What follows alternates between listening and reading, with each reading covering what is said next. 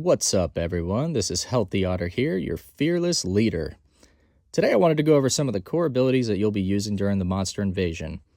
Of course, everything I'm about to show you is extremely dependent on what the Archero gods decide to bless you with, but there's a few key things that I want to talk about that are going to help you guys out a lot.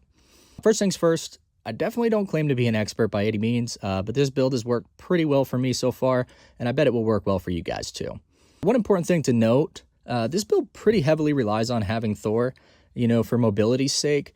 If you're PvE focused, I would strongly recommend working toward him. He helps a ton with bosses and overall campaign progression. This build works with pretty much every boss except Reaper.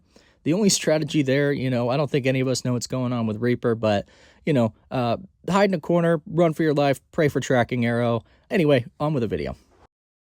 All right, so let's get into it. So the build is actually pretty straightforward here, guys. Rings are your main priority. And yes, even over tracking arrow. Now, if it ever comes down to choosing between one or the other, you always want to go rings first. I know it sounds crazy. Guys, but you got to trust me on this one. Best case scenario, you get tracking arrow to go with it. But, we don't always get that luck here. I've also found that beams are really broken when paired with the rings, but honestly, any of these S tier abilities are going to be an absolute game changer.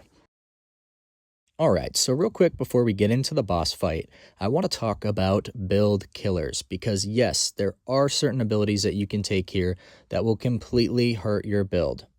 Now, I know some of these are going to be open for debate, such as, should I take the double front arrow, which my opinion is, yes, you should. But there are going to be two main build killers that you're going to want to look out for here. The first one you're going to want to look out for is the large front arrow, whatever you want to call that thing. Either way, it's a no-go for the build. What I've found is it speeds up the projectiles, they go flying past the boss, they don't stick around, they don't do damage. That's a no-go.